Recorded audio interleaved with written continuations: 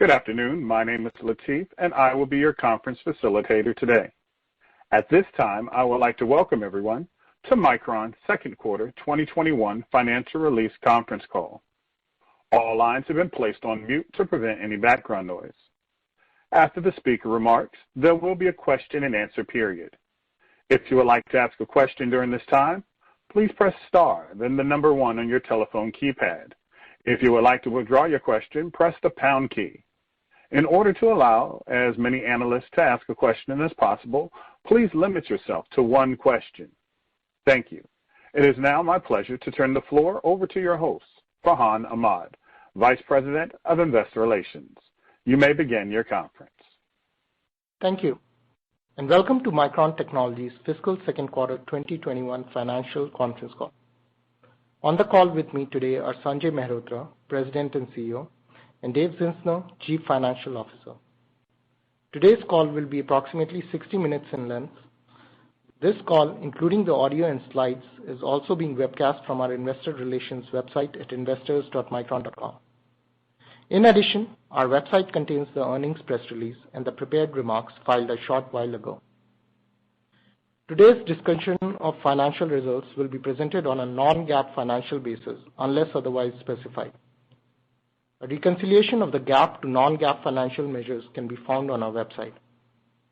As a reminder, a webcast replay will be available on our website later today. We encourage you to monitor our website at micron.com throughout the quarter for the most current information on the company, including information on the various financial conferences that we will be attending. You can follow us on Twitter at MicronTech. As a reminder, the matters we will be discussing today include forward-looking statements. These forward-looking statements are subject to risks and uncertainties that may cause actual results to differ materially from the statements made today. We refer you to the documents we filed with the SEC, specifically our most recent Form 10-K and 10-Q, for a discussion of risks that may affect our future results.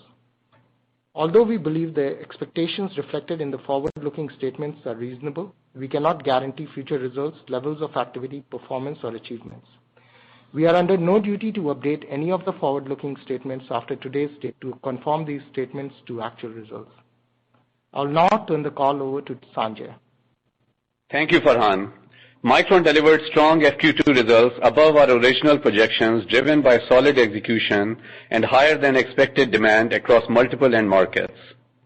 The DRAM market is in severe shortage, and the NAND market is showing signs of stabilization in the near term. The execution from the Micron team and these strengthened conditions enabled us to set revenue records for mobile MCPs and automotive products, and to reach normal levels of inventory ahead of schedule. Following last quarter's introduction of 176-layer NAND into volume production, in FQ2, we began volume production on our 1-alpha DRAM node, solidifying our technology leadership in both DRAM and NAND. We are in an excellent position to capitalize on the strong demand for memory and storage driven by artificial intelligence and 5G across the data center, the intelligent edge, and user devices. I'll start with an update on our operations. The Micron team is doing everything we can to meet customer demand despite the challenges of the pandemic, non-memory component shortages in the electronics industry, and disruptions that occurred in our Taiwan fabs in December. We are confident that our COVID-19 safety protocols will allow us to continue at full production levels, and we are encouraged to see vaccines become increasingly available around the world.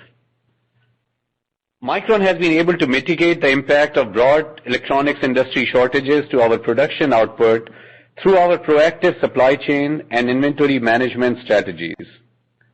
Investments made over the last several years in facilities infrastructure allowed us to minimize lost output caused by the power outage and earthquake at our Taiwan operations in December.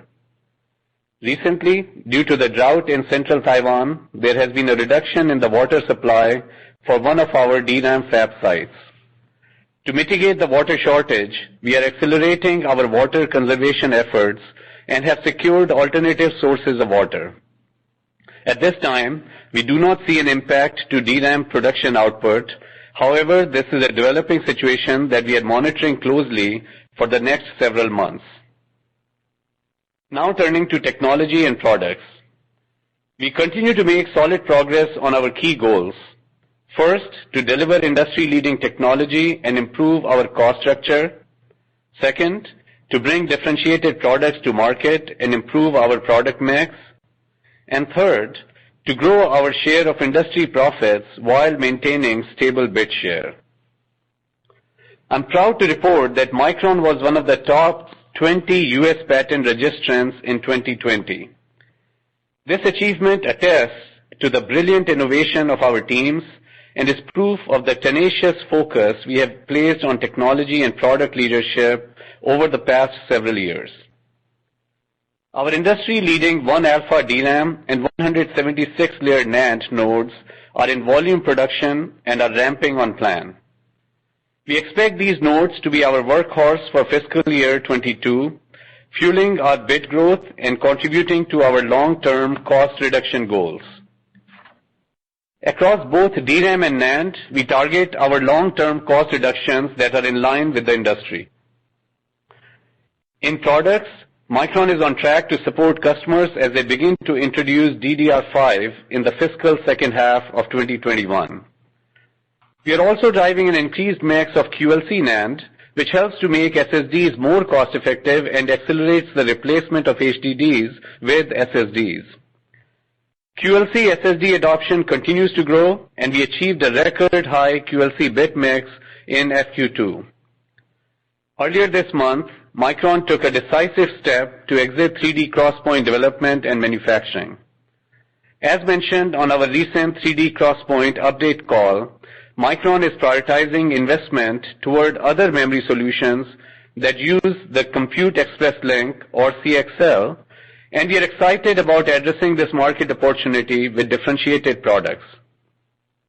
Most of the R&D teams previously working on 3D XPoint have already been transitioned to other programs, including accelerating introduction of CXL-enabled memory products. This change will allow Micron to better address future needs of our data center customers and also drive higher ROI and shareholder value. We are running an open process to identify the best acquirer for the Lehi fab, which provides an excellent location for advanced foundry, logic, and analog semiconductor manufacturing, and expect to finalize the sale within calendar 2021. We anticipate that the overwhelming majority of the highly skilled Lehi manufacturing team will find strong career opportunities with the buyer.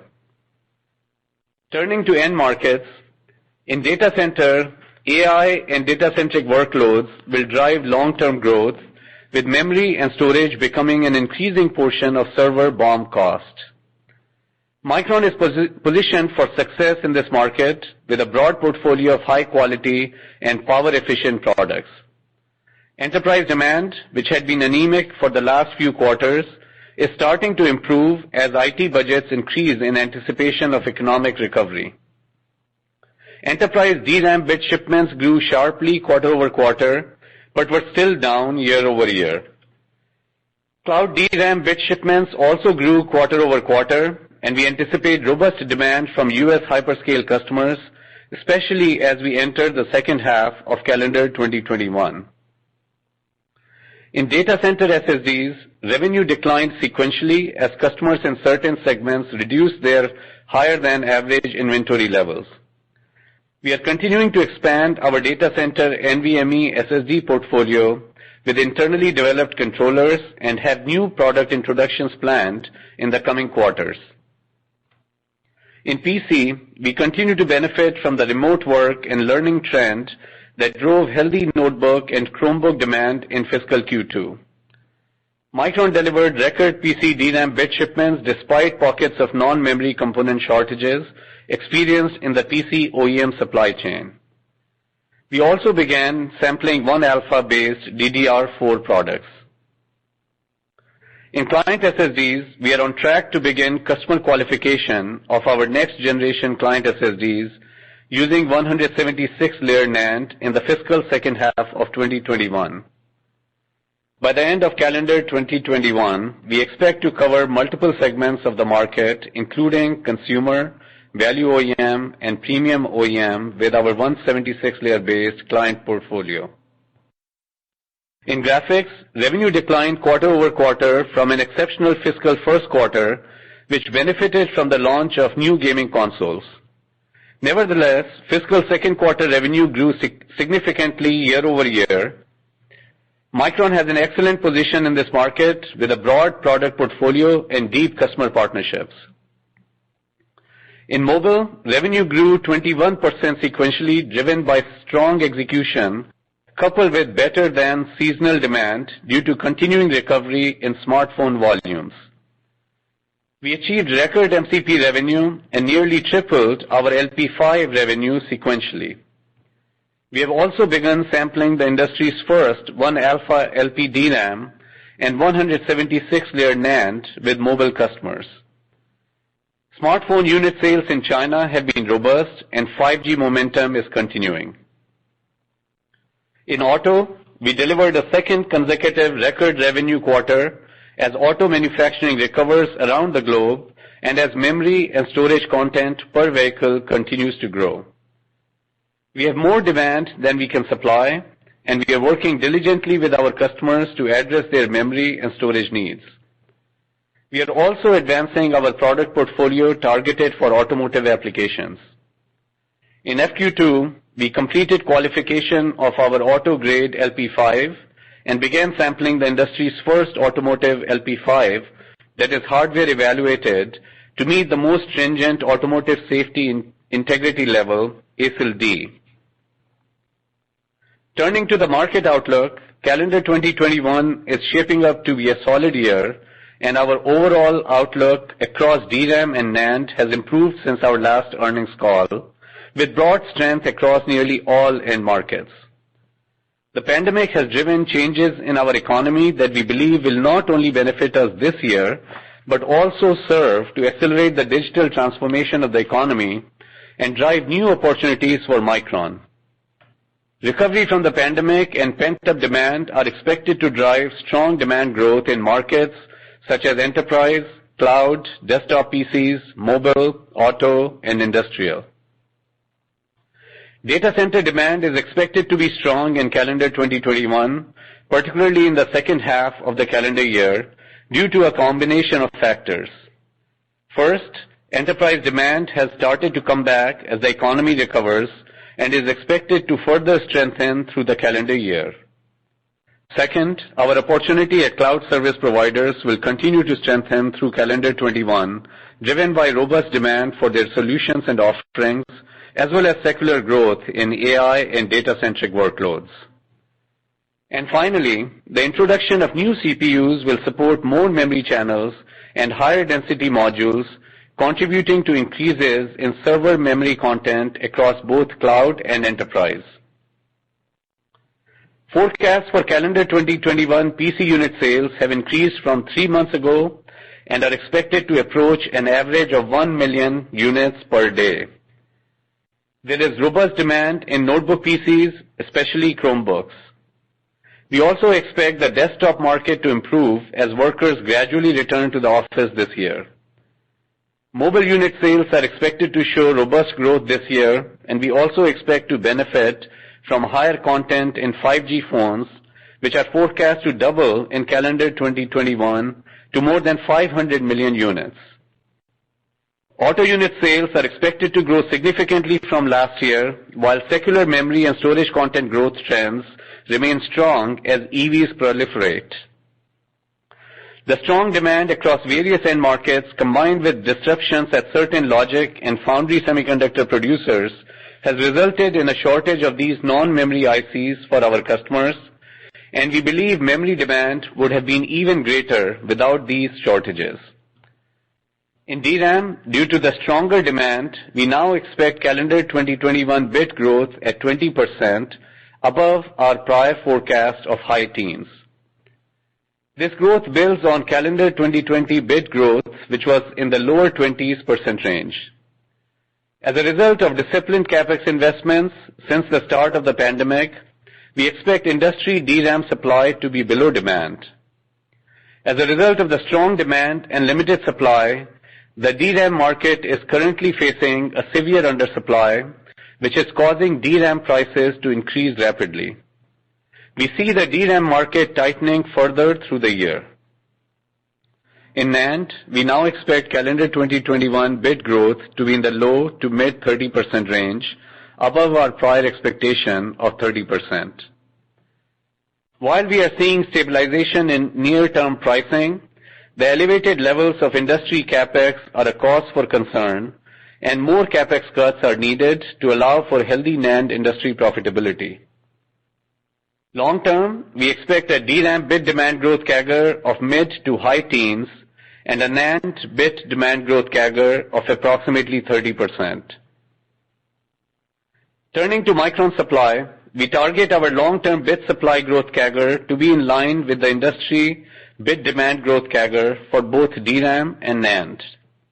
However, there can be year-to-year variability caused by node transition timing. In both DRAM and NAND, we expect our calendar 2021 bit supply growth to be below the industry demand growth, and we have used our inventory to add to our bit shipment growth this year. We are targeting fiscal 2021 capex to be approximately $9 billion to support our long-term goal of maintaining a stable share of industry bit supply. I will now turn it over to Dave. Thanks, Sanjay. Micron delivered very strong fiscal second quarter results with solid revenue growth, margin expansion, and positive free cash flow. Market conditions improved throughout the quarter, and DRAM and NAND volumes as well as DRAM pricing were above our original expectations. Before discussing the details of our fiscal second quarter results, I want to discuss the financial impact of our decision to cease 3D XPoint development and manufacturing. As a result of this decision, we wrote off $49 million of 3D XPoint inventory in our FQ2 GAAP financial results. This inventory exceeded our needs to fulfill customer commitments. We remain committed to fulfilling our customer commitments to manufacture 3D XPoint wafers and currently expect modest revenues consistent with recent history until the end of calendar 2021. Our Lehigh fab was recategorized at the end of FQ2 as held for sale on our balance sheet, and beginning in FQ3, depreciation expense for the building and related equipment will stop. As a result, FQ3 gross margins will benefit from approximately $75 million of lower depreciation expense. The remaining costs will continue until the closing of the sale of our 3D XPoint fab in Lehigh, Utah. As we discussed on our 3D XPoint update call, Micron will continue to maintain our current R&D investment level and redeploy the 3D XPoint R&D teams to work on technologies and products that align with our vision for memory and storage. We have already made progress on this front since our update call. Now, moving on to our results for the fiscal second quarter. Total FQ2 revenue was approximately $6.24 billion, up 8% quarter over quarter and up 30% year over year. We saw solid growth in most of our end markets, notably in the data center, mobile, PC, auto, and industrial markets. FQ2 DRAM revenue was $4.4 billion, representing 71% of total revenue. DRAM revenue increased 10% sequentially and was up 44% year over year. Bit shipments grew in the high single-digit percentage range sequentially, and ASPs were up slightly quarter over quarter. FQ2 NAND revenue was approximately $1.7 billion, representing 26% of total revenue. NAND revenue increased 5% sequentially and was up 9% year over year. Bit shipments increased in the high single-digit percentage range sequentially, while ASPs declined in the low single-digit percentage range quarter over quarter, showing an improvement in trajectory in the NAND pricing environment. Now, turning to our revenue trends by business unit. Revenue for the compute and networking business unit was approximately $2.6 billion, up approximately 4% sequentially and up 34% year over year. Revenue growth was broad-based and driven by a combination of volume and pricing across data center, networking, and client. Revenue for the mobile business unit was $1.8 billion, up 21% sequentially and up 44% year-over-year. Mobile demand remains strong as 5G momentum increases, and the mobile market continues to recover from the impact of the pandemic. Revenue for the storage business unit was $850 million, down approximately 7% from the prior quarter and down 2% year-over-year. Both SSD revenue and component revenue declined sequentially. We expect our storage revenue to increase as we introduce our 176-layer client SSDs into volume production. And finally, the embedded business unit generated record revenue of $935 million, which was up 16% sequentially and 34% year-over-year, driven by strong industrial demand and record auto revenue as demand recovered from pandemic-related shutdowns. The consolidated gross margin for FQ2 was 32.9%, up 200 basis points from the prior quarter. DRAM price increases and cost declines drove the margin expansion in FQ2. For fiscal 2021, due to product mix changes, we now expect that our DRAM cost reductions will be somewhat higher than our prior expectations of mid-single digits, while our NAND cost reductions will be somewhat lower than our prior expectations of low to mid-teens. Operating expenses were $797 million in FQ2. Operating expenses were slightly lower than our expectation as pre-qual expenses were less than we had anticipated. We continue to expect operating expenses to increase in the second half of the fiscal year as we incur increased pre-qualification and labor expenses. As always, we remain committed to tightly managing expenses. FQ2 operating income was $1.3 billion, resulting in an operating margin of 20% compared to 17% in the prior quarter and 11% in the prior year's quarter. FQ2 EBITDA was $2.8 billion, resulting in an EBITDA margin of 45% compared to 43% in the prior quarter and 40% in the prior year. Net interest expense improved to $24 million, and we expect it to be approximately $25 million in FQ3. Our FQ2 effective tax rate was 10.1%. We expect our tax rate to be in the high single digits for fiscal 2021. Non-GAAP earnings per share in FQ2 were 98 cents, up from 78 cents in FQ1 and up from 45 cents in the year-ago quarter. EPS included 1 cent of non-operating income related to gains from investments in our venture arm, Micron Ventures. Turning to cash flows and capital spending, we generated approximately $3.1 billion in cash from operations in FQ2, representing 49% of revenue. Net capital spending was approximately $2.9 billion during the quarter. Through the first 6 months of the fiscal year, we have deployed approximately $5.7 billion, or slightly less than two-thirds of our expected annual capital spending. As we look ahead to the second half of the fiscal year, we expect capital spending to decline from the first half and continue to target approximately $9 billion in total for FY21. As a result of our strong cash flow from operations of $3.1 billion, we generated positive free cash flow of $174 million despite the relatively high level of capital spending in the quarter. The increased cash flow was driven by strong revenue growth and efficient working capital management. We expect free cash flow to continue to improve in the second half of the fiscal year, driven by continued revenue growth, higher margins, and lower capital spending. While we did not have share repurchases in FQ2, we will begin repurchasing shares in the third quarter and remain committed to returning at least 50% of annual free cash flow to shareholders in FY21. Ending FQ2 inventory was $4.7 billion, or 99 days, which reflects the inventory reporting changes we announced on last quarter's earnings call. We ended the quarter with total cash of $8.6 billion and total liquidity of approximately $11.1 billion. FQ2 ending total debt was $6.6 billion. Now turning to our outlook. DRAM prices have started to strengthen, and we expect the market to remain undersupplied this calendar year. In addition, NAND conditions are stabilizing. These improving market conditions, combined with our significantly stronger competitive position, set us up to generate stellar financial results in the second half of the fiscal and calendar year.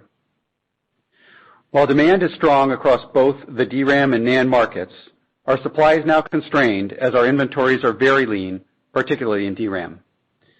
This restricts our ability to serve potential upside to demand. On the cost side, we're facing additional headwinds due to foreign exchange rates and drought mitigation impacting our Taiwan operations. And as a result, our FQ3 DRAM costs could be sequentially up. We're also assuming that there is no impact to our production output due to the Taiwan drought. With all these factors in mind, our non-GAAP guidance for FQ3 is as follows. We expect revenue to be $7.1 billion, plus or minus $200 million. Gross margin to be in the range of 41.5%, plus or minus 100 basis points. And operating expenses to be approximately $875 million, plus or minus $25 million. Finally, based on a share count of approximately 1.16 billion fully diluted shares, we expect EPS to be $1.62, plus or minus 7 cents. In closing, as we reflect on our financial performance for FY20, which was a trough year for Micron in this cycle, and compare it to the prior trough in FY16, I'm amazed by how far we have come. From FY16 to FY20, we substantially improved our EBITDA margin, and our revenue grew by more than 70%. During this time, we delivered average gross margins of 40%, EBITDA margins of 50%, and return on invested capital of 20%.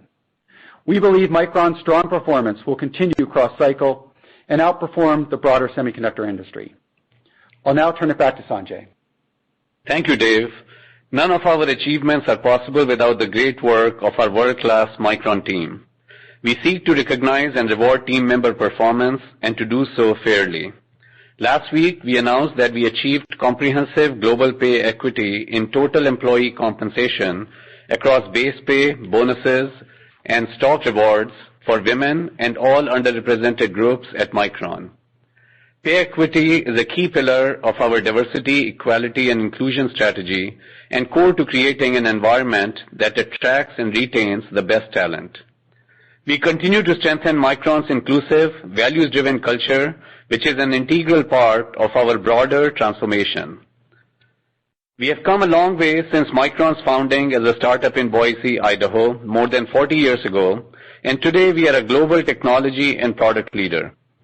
As the United States' only remaining memory and storage manufacturer, we welcome the U.S. government's commitments to enhance America's long-term technology leadership and competitiveness in semiconductor manufacturing. This emphasis on our industry, which is reflected by governments globally, is a recognition of the critical role we play in today's digital economy. Memory and storage represent approximately 30% of semiconductor industry revenue today, up from 10% in the early 2000s, and DRAM and NAND are growing in importance as a critical enabler of the most advanced technologies, driving economic growth and well-being. Micron's innovation over the decades has created a strong foundation, and we look forward to delivering value for all our stakeholders as the data economy accelerates. Thank you for joining and for your support of Micron. We will now move to Q&A.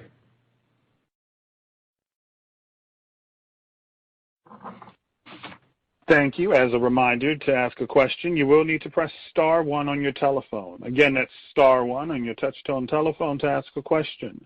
To withdraw your question, press the pound key. Please stand by while we compile the Q&A roster. Our first question comes from the line of C.J. Muse of Evercore.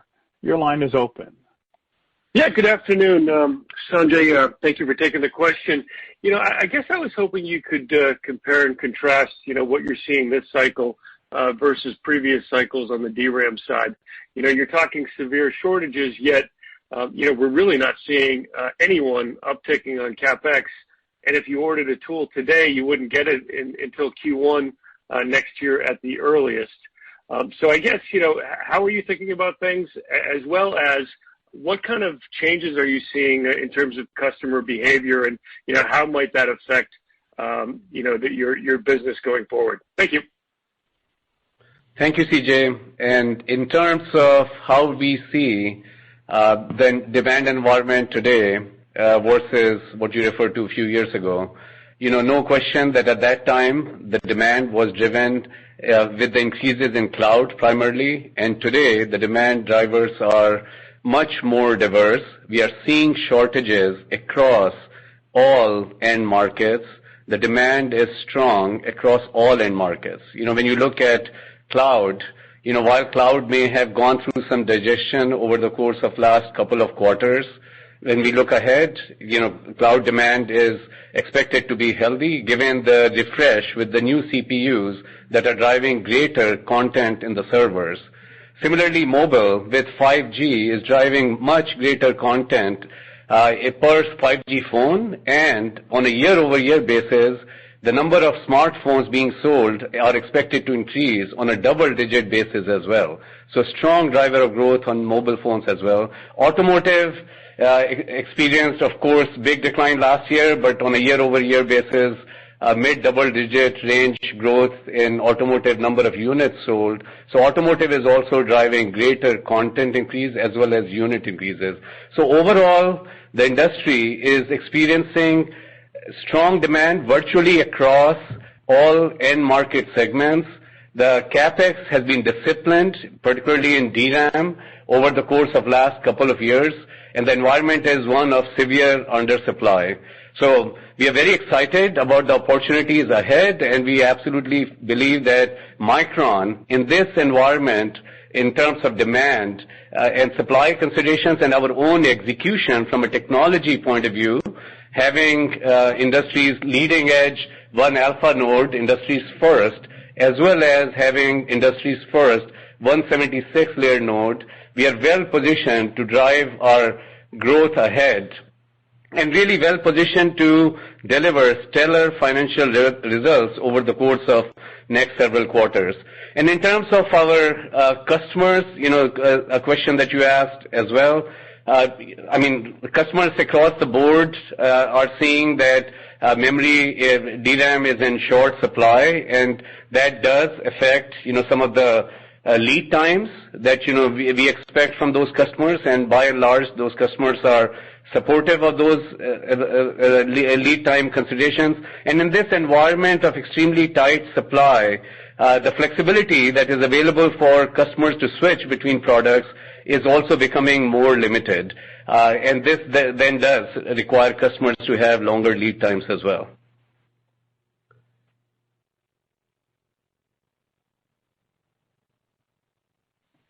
Thank you. Our next question comes from John Pitzer of Credit Suisse. Your line is open. Yeah, Sanjay, Dave, thanks for letting me ask questions. Congratulations on the strong results. Sanjay, just sticking on the CapEx side, you're characterizing the DRAM market as a severe shortage. The NAND market is stabilizing, which is sort of an uptick of how you've been characterizing the market over the last couple of quarters. You're undergrowing industry bits, and you've got sort of an industry-leading cost position, especially in DRAM, with 1-alpha. And yet, when I look at your full-year CapEx versus what you've spent fiscal year to date, you're going to be down over 40% in the second half of the year. Why not get a little bit more aggressive on CapEx? What would you need to see? And at these levels, can you maintain your goal of being in line with industry bit share at these CapEx levels? So I think it is important to understand that we do remain disciplined with respect to CapEx. We want to make sure we manage it prudently. Our goal is that over a longer term, in terms of supply growth CAGR, to be aligned with industry demand growth CAGR. And we have made prudent decisions over the course of last few years in terms of CapEx investment. If you look at our fiscal year 21 CapEx of approximately $9 billion, this is really almost the highest CapEx that the company has spent in its history.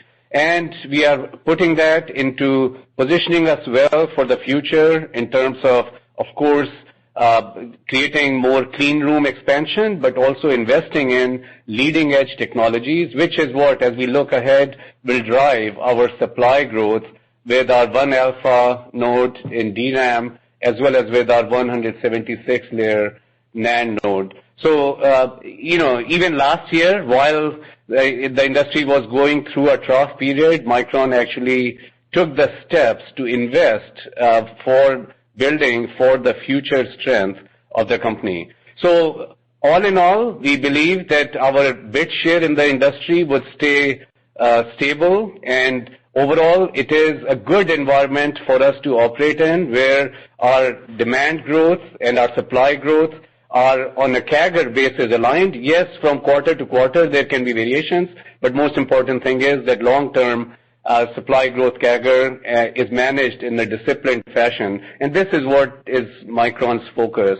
And we believe we are well positioned, as I said before, well positioned to deliver stellar results over the course of next several quarters.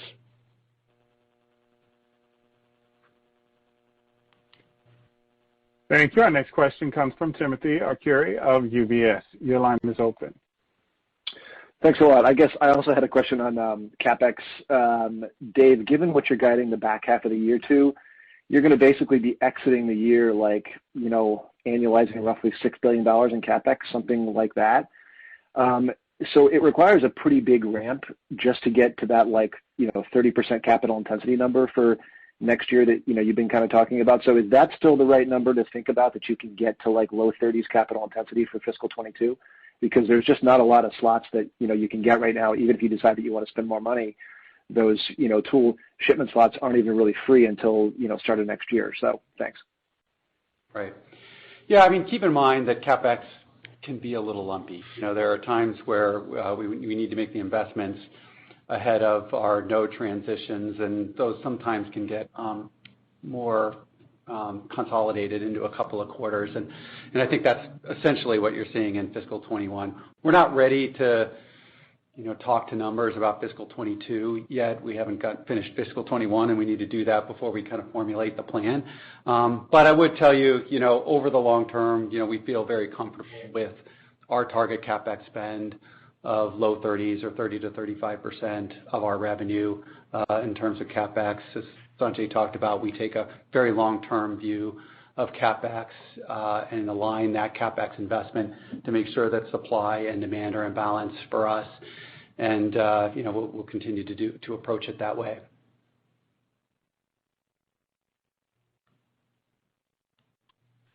Thank you. Our next question comes from Joe Moore of Morgan Stanley. Your question, please. Great, thank you. If I look at the sort of quarter-on-quarter bit growth for DRAM that you've given the last 4 quarters, I get to 40% plus type bit growth in February versus supply that you're sort of talking about less than 20%, I think. So, obviously there's some deceleration implied there that you unwound inventory a little bit in February. I know you talked about that a little bit after the pre-announcement, but maybe just give us a little bit of color on how you got to that bit growth and how that affects the next couple quarters. So of course, if you look at last year, we had said that our supply growth was somewhat greater last year compared to the industry supply growth, and the industry demand growth as well. So that positioned us well in terms of using up our inventory this year. And our supply growth this year is expected to be less than the industry demand growth. Industry demand growth, we have just raised our estimations to approximately 20% in calendar year 21. So our supply growth to be somewhat less than the industry. And of course, we have used up in DRAM our inventory to supply to meet the growing customer requirements. As we look ahead, our supply growth will be driven by our 1-alpha technology in DRAM. We will be ramping it over the course of next few quarters. It will be the workhorse of technology for us in terms of bit growth in fiscal 22 as well. And of course, as we bring out our products in this technology node, we have to get them qualified with our customers, and that's what we are focused on in terms of getting the ramp up of this technology, 1-alpha technology, getting products qualified in time to position us to drive our supply bit growth to meet the ultimate customer demand growth requirements during the rest of the calendar year. Okay, that makes sense. But am I right in thinking that there's an implied kind of decline in kind of sequential bits as you moved a lot of inventory in February, you don't have that inventory to move in May? So again, our inventory in DRAM is really very lean at this point, and going forward, the growth will come from our 1-alpha node.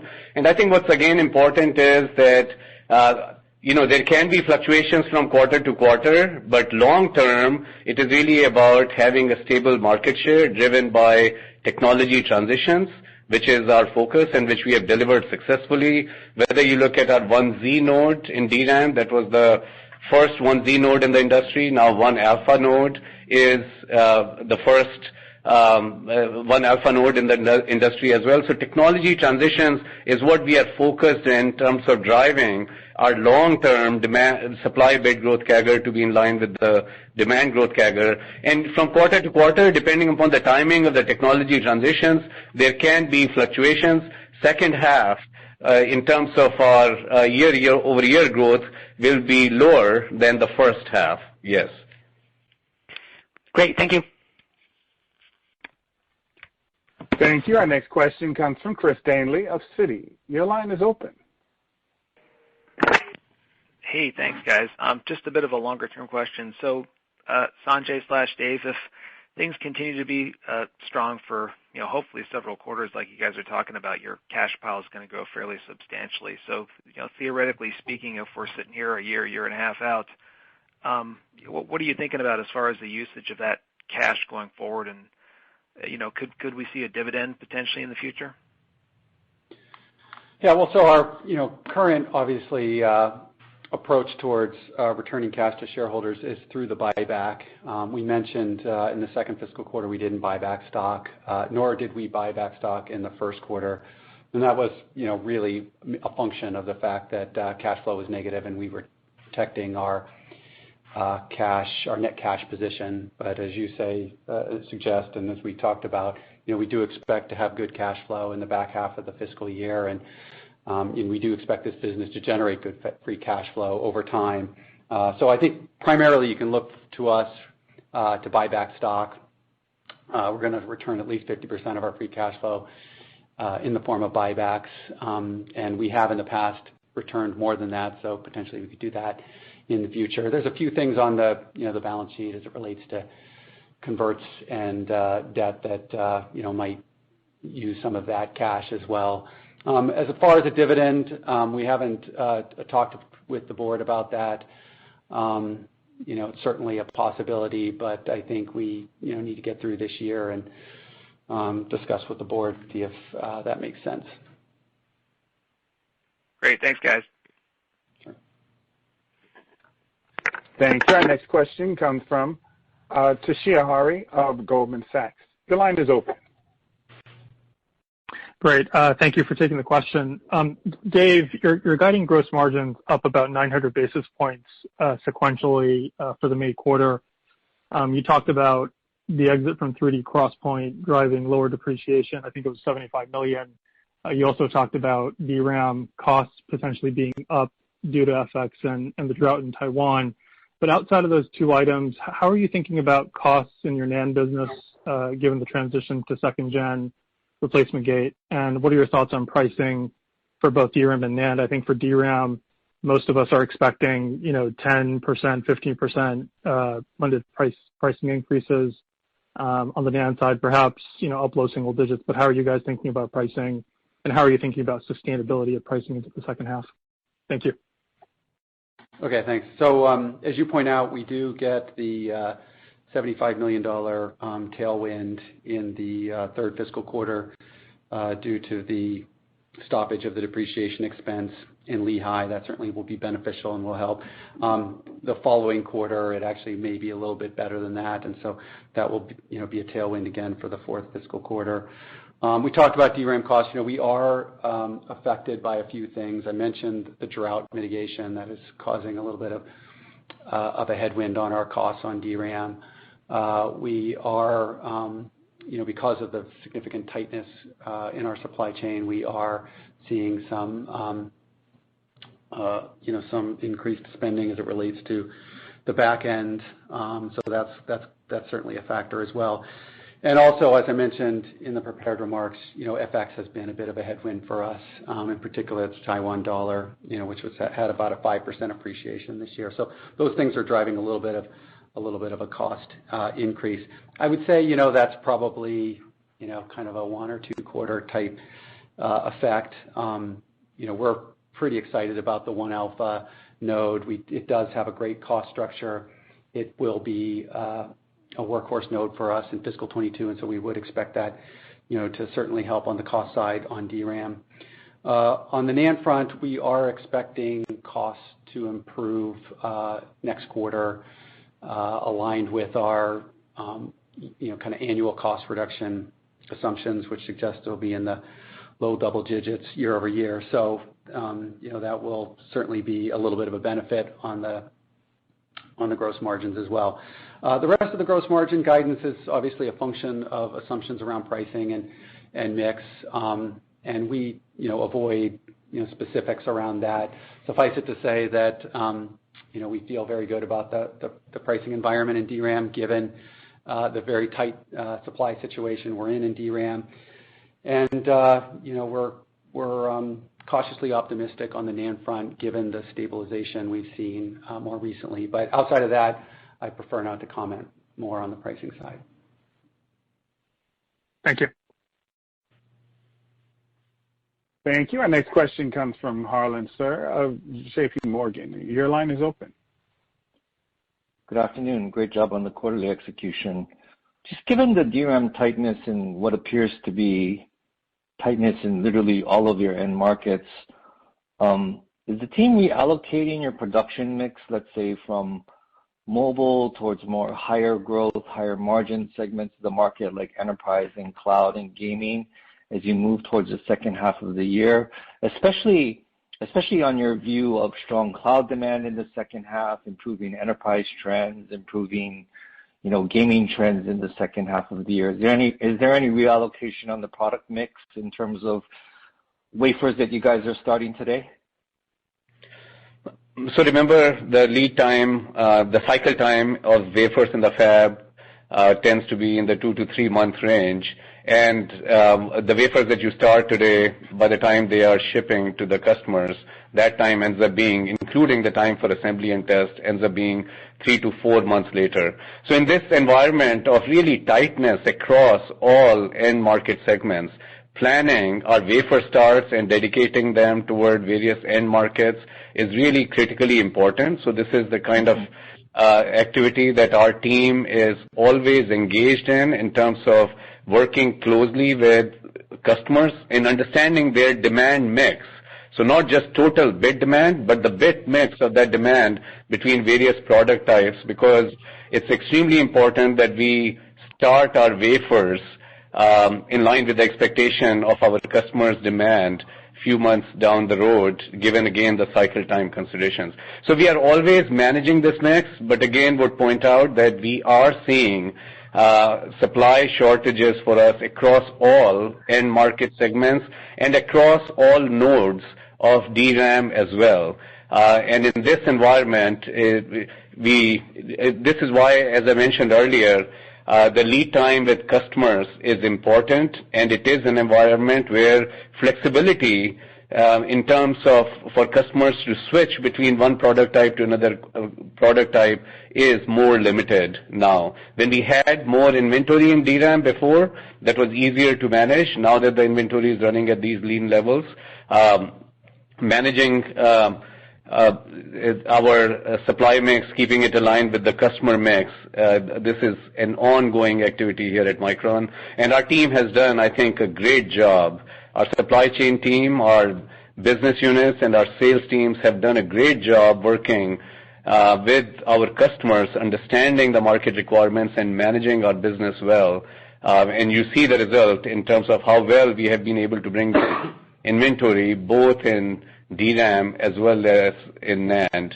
And of course, we are continuing to push for SSDs and multi-chip packages toward our higher density solutions as well, because again, all those considerations are important in this environment of tight supply, and the tightness in terms of supply only increasing as we go through the year. So this is getting a lot of focus, Harlan.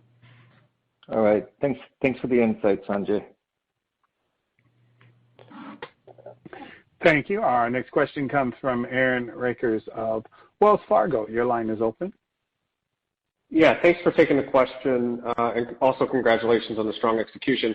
I wanted to ask you a little bit about the longer-term secular growth drivers in the server DRAM market. How do you see kind of content growth on a per-server basis progressing? And I know you've talked about CXL. What's the thoughts on what CXL means to that equation and when that starts to matter? Thank you.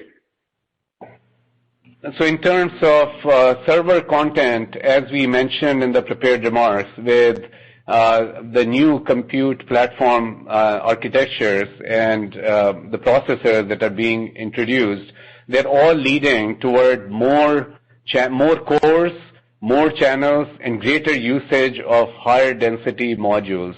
And of course, the end market applications, when you look at those workloads, are becoming more and more data intensive, more AI driven, and ultimately driving for greater need for data and greater attach rate and greater content on a per server basis.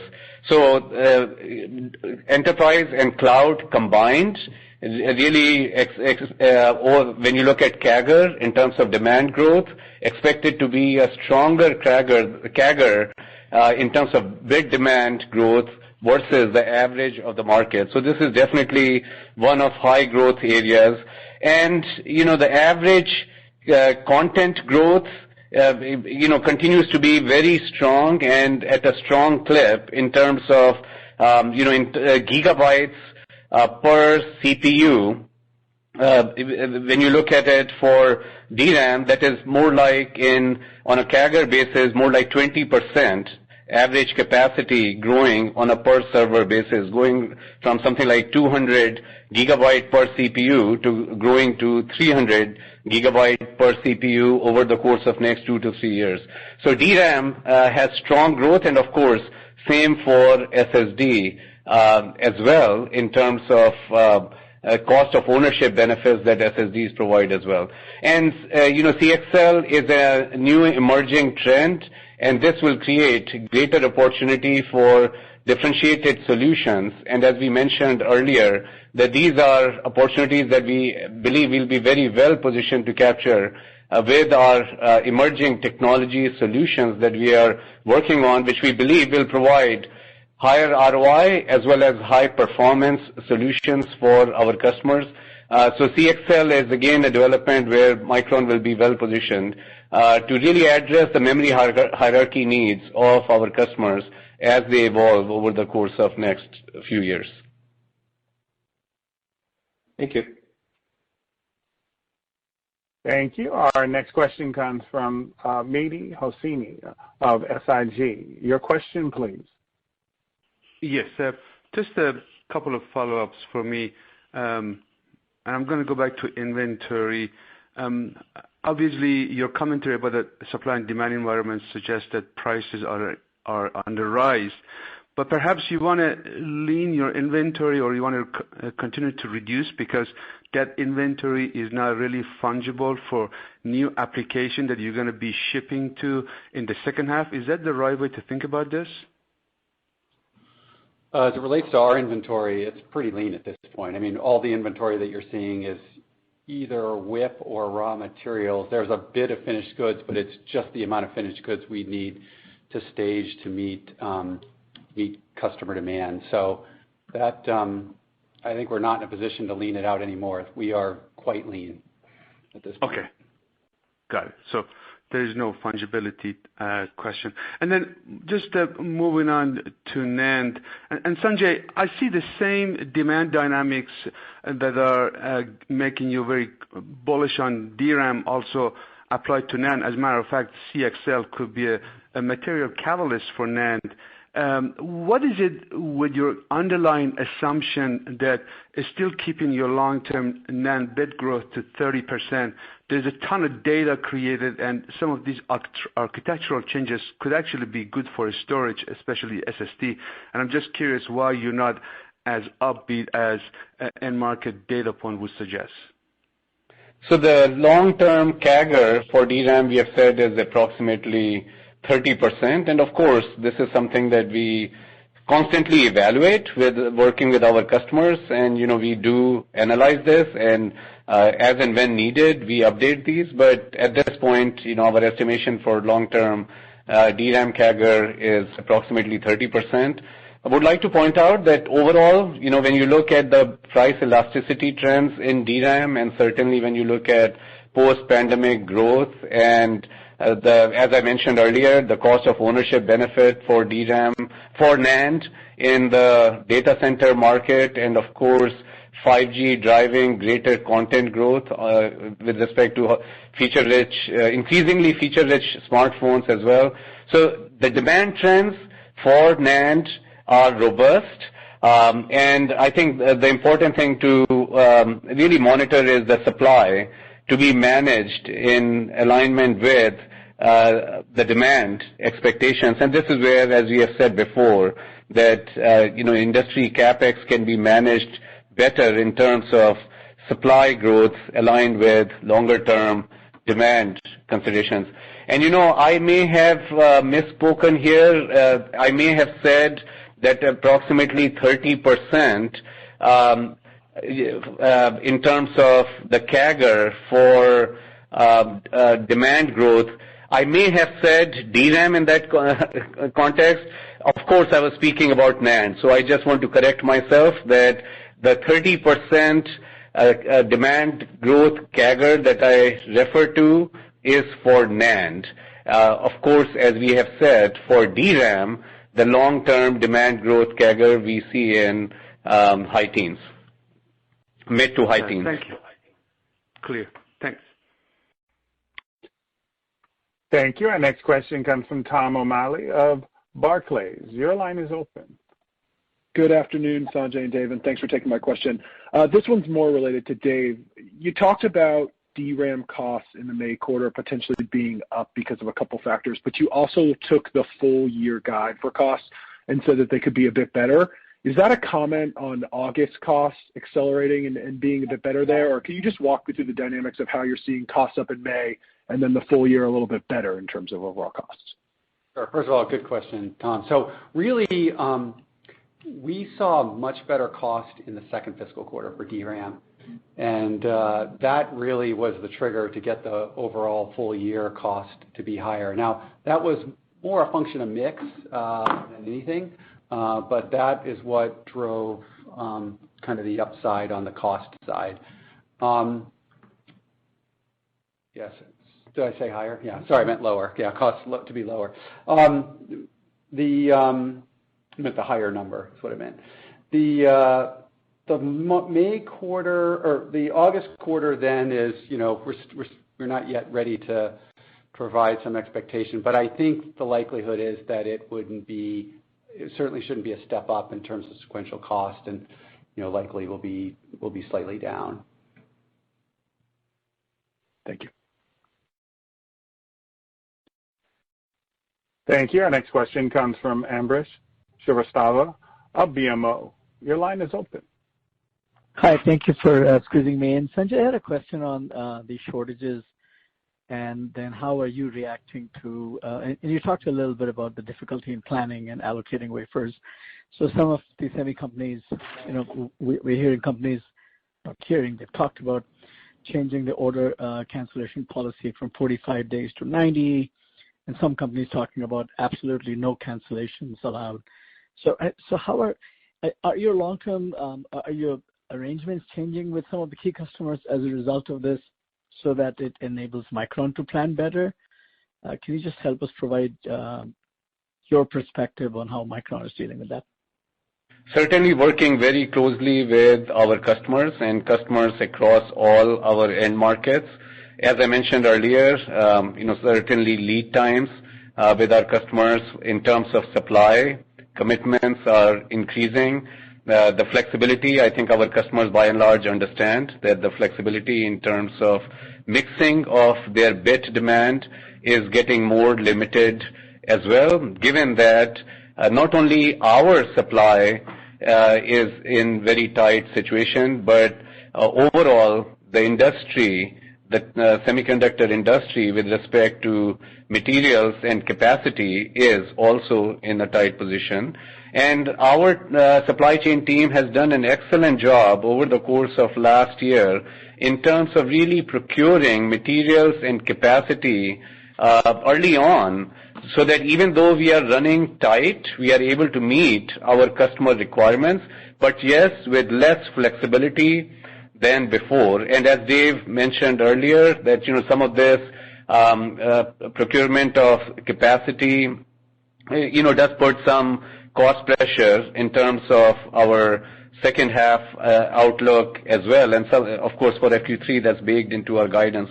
So our customers understand that this is an environment where we need to work closely with them, and then overall our teams are doing a very good job in managing this in this environment of tight supply.